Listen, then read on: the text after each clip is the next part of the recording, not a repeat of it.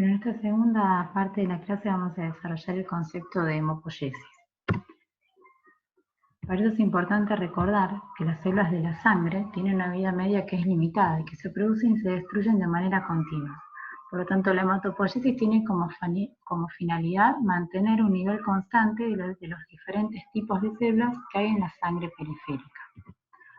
Ahora bien, la dinámica de la hemopoiesis es diferente desde la vida embrionaria hasta la vida adulta. Sabemos que durante la vida embrionaria y fetal los glóbulos rojos se forman en varios órganos y estos órganos que participan en la hematopoiesis son fundamentalmente tres.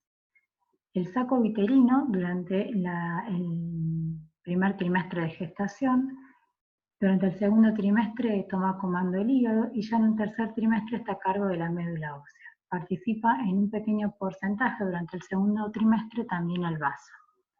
Ahora, ya al momento del nacimiento, la mayor parte de la hemopoiesis ocurre en la médula ósea roja de los huesos, y tanto en niños como adolescentes se puede producir en la médula ósea de todos los huesos, incluso de los huesos largos como son fémur y tibia. Ahora, ya en la etapa adulta se mantiene principalmente en los huesos planos, como son pelvis, sacro, esternón, cráneo y vértebras. Entonces, si quisiéramos esquematizar la hemopoiesis, podemos dividirlo en la etapa prenatal y postnatal. En esta etapa prenatal se subdivide a su vez en 4 fases: mesoblástica, fase hepática, fase esplénica y mieloide. Como dijimos entonces, en esta primera fase mesoblástica se inicia 2 semanas después de la concepción en el mesodermo del saco vitelino. En la fase hepática comienza alrededor de la 6ª semana de gestación. La fase esplénica se inicia durante el segundo trimestre y continúa hasta el final de la gestación, y la fase mieloide comienza ya al final del segundo trimestre, y a medida que continúa el desarrollo es la médula ósea la que va a asumir como sitio cada vez mayor en la formación de las células sanguíneas. Ya en la hemopoiesis postnatal ocurre de manera casi exclusiva en la médula ósea, pero hígado y vaso, si bien no son activos desde el punto de vista hematopoyético, después del nacimiento tienen la capacidad de formar nuevas células si esto fuera necesario. Ahora bien, como dijimos, no todas las médulas óseas de todos los huesos actúan como órganos hematopoyéticos, sino que ya a partir de la edad adulta esta se desplaza hacia los huesos planos, como son de vuelta vértebras, esternón, costillas y cráneo. Y esto es importante porque en el caso de ser necesario tomar una biopsia, se utiliza fundamentalmente esternón o cresta ilíaca. Esto de manera esquemática, los principales órganos donde se producen eritrocitos en la etapa prenatal y posnacimiento.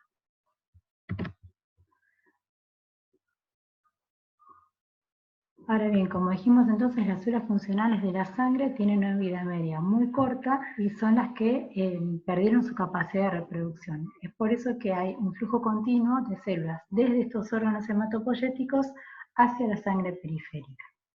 Ahora, para que esto se produzca, en la médula ósea hay células muy primitivas que se denominan células hematopoyéticas pluripotenciales. Estas células hematopoyéticas tienen 2 características que son fundamentales que les permiten mantener la hemopoiesis durante toda la vida del adulto. Por un lado, que son células capaces de automantener su población celular al reproducirse continuamente, y que por otro lado pueden diferenciarse hacia otro tipo celular, que son las llamadas células progenitoras comprometidas con una estirpe o un linaje celular. Estas células progenitoras, una vez que se comprometen, se van multiplicando y van desarrollando receptores para factores de crecimiento más específicas y dan, como dijimos entonces, lugar a las células precursoras de cada línea celular hematopoyéticas que se conocen morfológicamente como son los leucocitos, los megacariocitos y eritrocitos.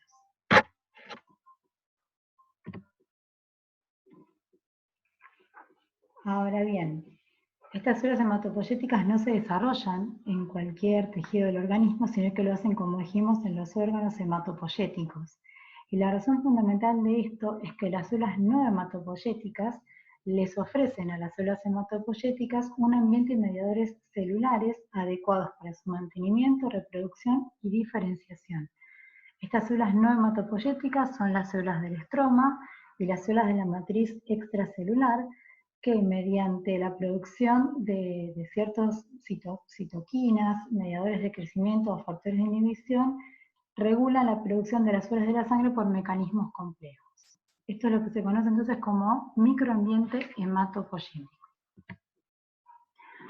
Ahora, si quisiéramos esquematizar en líneas generales cómo se produce la hematopoiesis, podríamos dividir a las poblaciones de células hematopoyéticas en 5 compartimentos consecutivos, cada uno de los cuales se origina en el que le precede, excepto el compartimento de las células pluripotenciales que corresponde al compartimento 1. O sea que partimos de un compartimento de células hematopoyéticas troncales pluripotenciales, que es el primer compartimento. Luego tenemos un segundo compartimento de células progenitoras comprometidas, ya con un linaje celular. El tercer compartimento, que corresponde al compartimento proliferativo de células precursoras reconocibles morfológicamente. El cuarto compartimento es un compartimento ya no proliferativo de células precursoras, también reconocibles desde el punto de vista morfológico. Y el quinto compartimento es el compartimento funcional, donde se encuentran las células maduras. Estos compartimentos celulares presentan las siguientes características. Y es que la actividad proliferativa va disminuyendo desde el primer compartimento, donde es máximo, hasta el tercer compartimento, es decir, el compartimento proliferativo, donde es mínimo, que estas células van diferenciando y van madurando sucesivamente hasta llegar a la célula funcional o célula madura, y que tanto el primero, el segundo, como el tercero y el cuarto compartimento están contenidos dentro de los órganos hematopoyéticos, es decir, en la médula ósea en la vida adulta. Mientras que el quinto compartimento, el de las células maduras, se encuentra ya en sangre periférica, para leucocitos, eritrocitos y plaquetas, y en los tejidos para lo que serían leucocitos y macrófagos. Ahora bien, si quisiéramos hablar específicamente de la formación de eritrocitos o eritropoyesis, decimos entonces que los eritrocitos se desarrollan a partir de una célula madre pluripotencial y que bajo la influencia específicamente de la eritropoyetina, la interleuquina 3 y la interleuquina 4 se va a diferenciar en una célula progenitora de megacariocitos y eritrocitos. O sea que entendemos por eritropoyesis al proceso que corresponde a la generación de los eritrocitos en particular, que la duración normal es de unos 5 o 7 días y va a estar mediado fundamentalmente por una hormona, que es la eritropoyetina, secretada por el riñón. Entonces, si tuviéramos que esquematizar a los eritrocitos, podemos decir que para que se diferencie esta célula progenitora megacariocítica eritroide en el linaje eritroide definitivo, es necesaria la expresión de un factor de transcripción llamado factor de transcripción GATA1, y bajo la acción de este factor de transcripción, estas células se transforman en progenitoras sensibles a la eritropoyetina, que van a estar predestinados a convertirse en eritrocitos que van a dar origen al primer célula reconocible morfológicamente llamada proeritoblasto. ¿Cuál es la característica del proeritoblasto? Que mide unos 12 a unos 15 micrómetros de diámetro, es una célula basófila con un núcleo redondeado grande y 1 o 2 nucleolos. La célula que le sigue en el linaje, también dentro de la médula ósea, es el eritoblasto basófilo, ¿sí? Si quieren vemos la próxima diapo donde se ven mejor las características. El eritoblasto basófilo es más pequeña que el proeritoblasto, del cual se origina por división mitótica. El citoplasma muestra una basofilia debido a la gran cantidad de ribosomas libres que sintetizan hemoglobina, y en esta etapa en la que el citoplasma muestra acidofilia por la tinción de la hemoglobina y basofilia por la tinción de los ribosomas, la célula comienza a llamarse eritoblasto policromatófilo. El eritoblasto policromatófilo tiene entonces un citoplasma que muestra tanto acidofilia como basofilia, de ahí su denominación, y ya su contenido de hemoglobina es muy elevado. Luego tenemos el eritoblasto ortocromatófilo o normoblasto. Como ya no requiere acumular más hemoglobina, se reduce la cantidad de ribosomas presentes. El normoblasto, célula que pierde el núcleo, luego le prosigue el reticulocito, que sale ya de médula ósea y mantiene ribosomas y mitocondrias por alrededor de unas 24 horas. Este reticulocito representa 1 al 2% del total de células que se ven en sangre periférica, pero puede ser que se encuentre aumentado en situaciones particulares como por ejemplo en hemorragia, ya que como hay una estimulación de la hematopoiesis, también aumenta la cantidad de reticulocitos en sangre periférica, y esto es importante para clasificar las anemias en regenerativas y arregenerativas, como vamos a ver ahora. Y por último tenemos el eritrocito, que es la célula madura, que luego de un día en el sistema circulatorio pierde los ribosomas y mitocondrias y termina madurando en eritrocito con las características que ya vimos que tenía, que era una célula bicóncava de 7 a 8 micrómetros de diámetro y una vida media de unos 120 días. Ahora bien, ¿de qué depende la formación o cuál es el estímulo fundamental para que se sinteticen o para que se estimule la eritropoyesis? Sabemos que casi todos los eritrocitos se liberan en la circulación, ni bien se han formado. La médula ósea no es un sitio de almacenamiento de eritrocitos, y la formación y la liberación de estos eritrocitos va a estar regulado fundamentalmente por una hormona llamada eritropoyetina. Esta es una hormona glucoproteica que es sintetizada y secretada por el riñón en respuesta a la disminución de la concentración de oxígeno en la sangre, y actúa sobre los receptores específicos expresados en la superficie de las células progenitoras de eritroides. Es decir, que el principal estímulo para que se libere eritropoyetina es la disminución o la hipoxia tisular, la disminución de oxígeno en el órgano sensor, que va a depender fundamentalmente de la afinidad de la hemoglobina por el oxígeno, de la presión de oxígeno arterial y del flujo sanguíneo tisular. Cuando hay hipoxia, eso estimula la síntesis y secreción de la eritropoyetina. La concentración de la eritropoyetina plasmática va a depender obviamente de su volumen de distribución y de su vida media. Y esta eritropoyetina lo que induce es a la eritropoyesis. Y esta eritropoyesis, o sea, dependiendo de la magnitud de la eritropoyesis, va a depender el volumen de masa roja circulante. Como vimos en la primera parte de la clase, la relación entre el volumen plasmático y el volumen globular o masa roja circulante determina el hematocrito, es decir, la concentración de eritrocitos. Y según la concentración de eritrocitos, más específicamente la hemoglobina, va a depender del aporte de oxígeno al órgano sensor para que se libere o no eritropoyetina. Entonces dijimos que el principal estímulo para la liberación de la eritropoyetina es la hipoxia tisular, que deriva en un 90% del riñón y el 10% restante del hígado, y estimula rápidamente a los glóbulos rojos, que se ven ya en sangre periférica a los 5 días, y esto se cree porque actúa fundamentalmente a nivel del proeritroblasto. Por lo tanto, el reticulocito, como dijimos, es la etapa anterior del eritrocito en la escala de maduración, que se localiza en la médula ósea y en sangre periférica. Se denomina reticulocito porque presentan restos de ARN que se aglutinan por la acción de los colorantes y se ven como pequeños gránulos, y en ciertas condiciones clínicas puede estar aumentado el recuento de reticulocitos en sangre periférica, que normalmente es menos del 2%. Esto, como dijimos, permite diferenciar las anemias según el porcentaje de reticulocitos en sangre en anemias regenerativas o arregenerativas. Aquellas anemias regenerativas son aquellas en las cuales la médula ósea es una médula ósea productiva y tiene la capacidad de sobreponerse a la pérdida de glóbulos rojos mediante el aumento de la eritropoyesis. Esto suele ocurrir en ciertas anemias hemolíticas o en caso de hemorragias.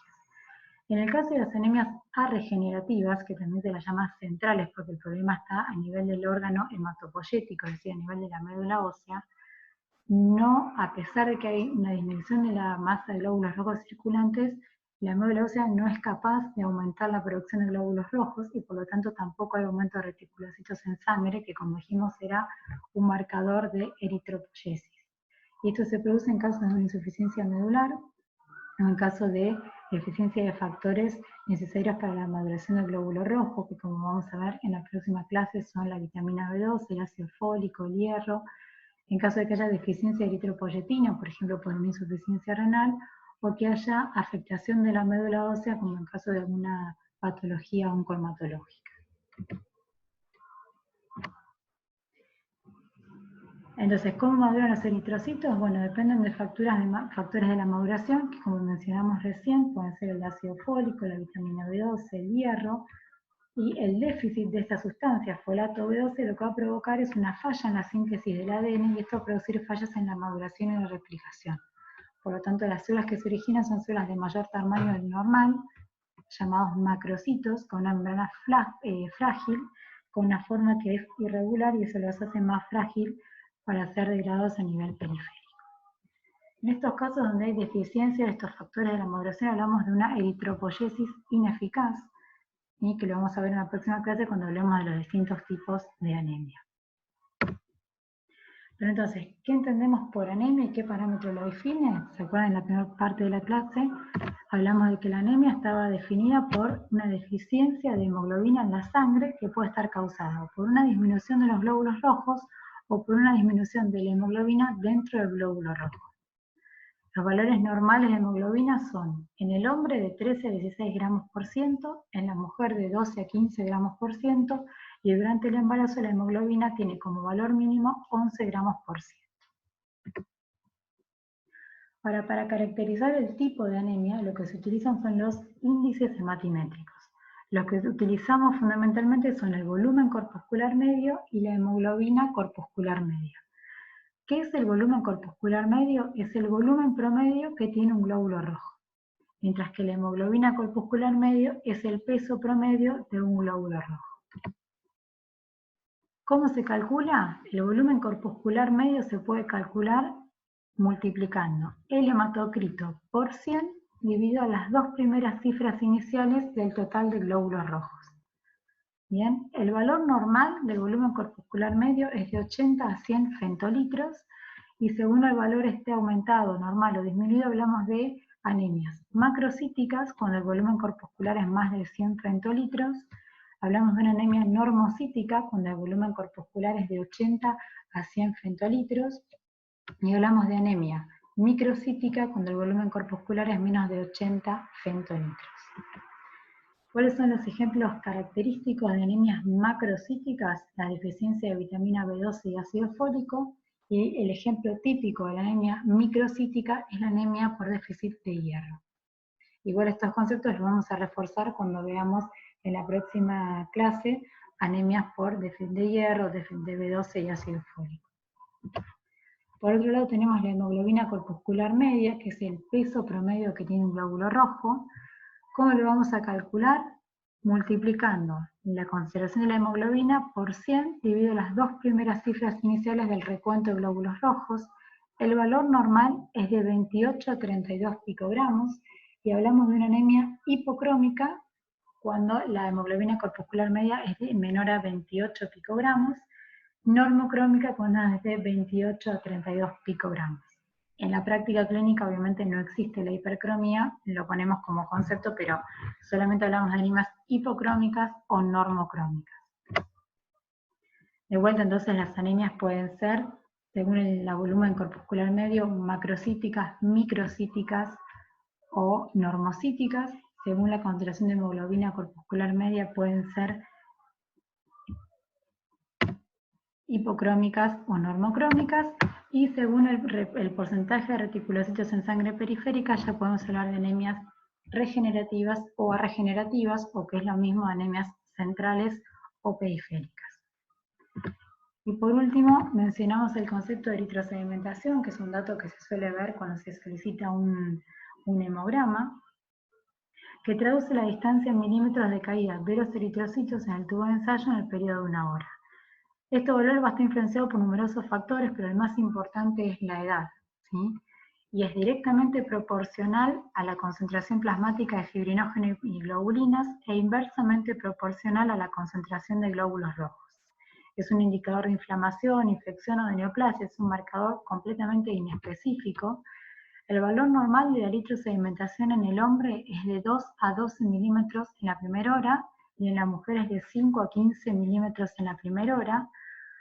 ¿En qué situaciones puede estar alterada la eritrosedimentación? Va a estar aumentada en caso de embarazo o vejez. Dijimos que el principal determinante del aumento de la eritrosedimentación es la edad. Va a estar aumentado también en caso, por ejemplo, de anemias, porque dijimos acá es inversamente proporcional a la concentración de los glóbulos rojos, y puede estar aumentado también en casos de infecciones, procesos neoplásicos, gamopatías o procesos inflamatorios crónicos. Y por el contrario va a estar disminuido en caso de que haya alteración de proteínas plasmáticas, alteración de los hematíes como policitemias o alteraciones morfológicas, u otras causas menos específicas como puede ser una insuficiencia cardíaca. Les adjuntamos un artículo sobre la interpretación clínica del hemograma para que vayan afianzando algunos conceptos, y ya en la próxima clase vamos a repasar este tema de las anemias y los índices hematimétricos para ir afianzando conceptos.